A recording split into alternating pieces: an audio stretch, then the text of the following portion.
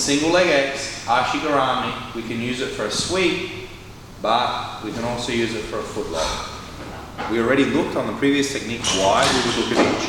So if I've got, Matt, please. I'm here, I can hold Matt away. Whether we're striking doesn't matter right now, I can hold him away.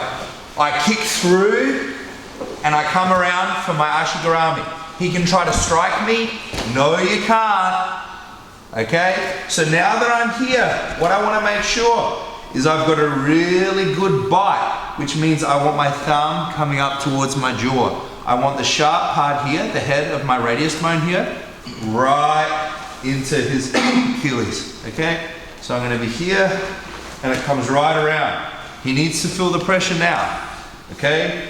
If we put like a garbage grip in, we're gonna get garbage out, like that old, you know, like garbage in, garbage out thing that people use from computer systems to manufacturing.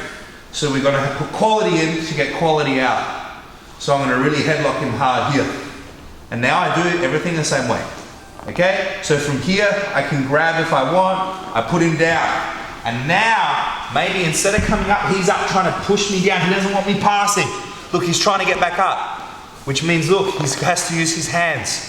Which means nothing is policing my hands on his calf. So I'm gonna make him pay. Now, the most important thing to realize when we do the ankle lock, I'm just gonna like put Matt's gear. It doesn't really matter where our ankle goes, where our radius bone goes. What matters is how tight it is here and that we clamp this way. So I want to be tight up this way and then I want to be tight this way. Okay? So we have to control those two like planes of movement here. And most importantly, you'll feel you've got the Achilles tendon here and we have his calf if you go too high. But you guys know I can tap you here, I can tap you here. And before we start to use the big muscles of our body to do a deadlift, we need to make sure that the bone of our wrist here is all the way through till it's touching the hard. Right? It needs to be all the way past that soft tissue. And if you're not used to this, you're going to get some bruises tonight. So as I'm here, it's like a guillotine. Think about it. Look what this looks like. Put a neck here, Photoshop a neck in, that's a guillotine, right? You're on the side, this is a guillotine. Look, high elbow, my guillotine, right? Same choke. So what's the #1 skill to get a guillotine on the mat? What would you say? Like what attribute? To get a guillotine, what would it be? To latch on the guillotine, what do you need? Speed. Speed, that's what I'd say. Obviously squeezing at the end, but seriously, you should be strong enough to squeeze. It's speed. Who are the best guillotine guys? They're fast guys. So we too need to be fast here. Some people have trouble with their footlocks because they spend 30 seconds getting this all ready, letting the guy know they're going to do a footlock, and then they wonder why he's gripping you. Well, imagine doing that with a guillotine. Like, what do you think? It's not going to work, right? So don't play around with the foot like that. So how do you grab a guillotine? Quick. So how do I get this footlock? Quick. You need to latch it on quick and get all the slack out. So I'm going to latch it on and I'm going to try to pull my wrist through his calf now. So it's like all the way through. And now, all I'm going to have to do is arch my body to get it.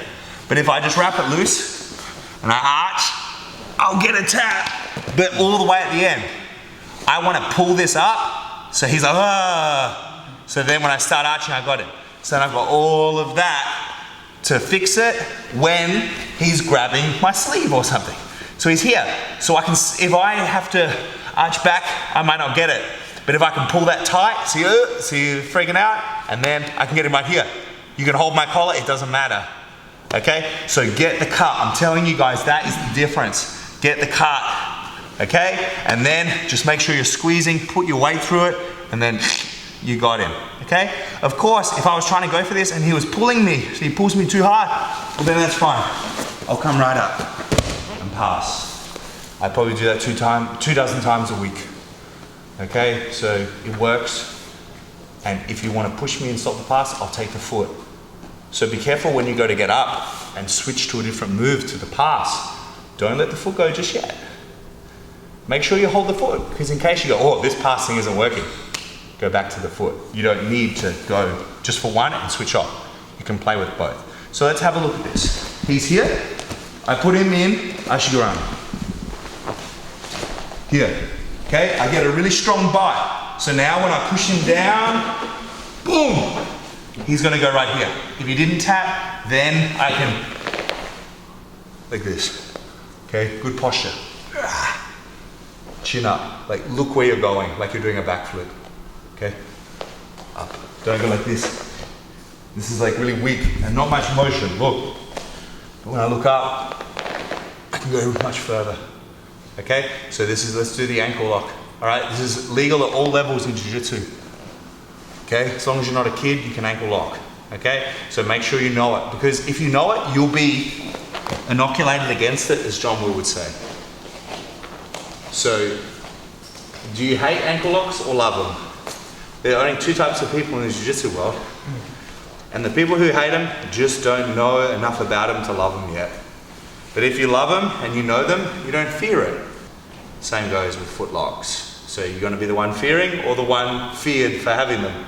I'd always choose the latter. Okay, let's go!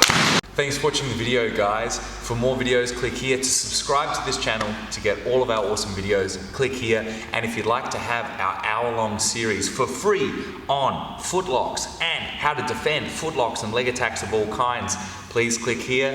I'm Coach Tom, guys. I'll see you next time.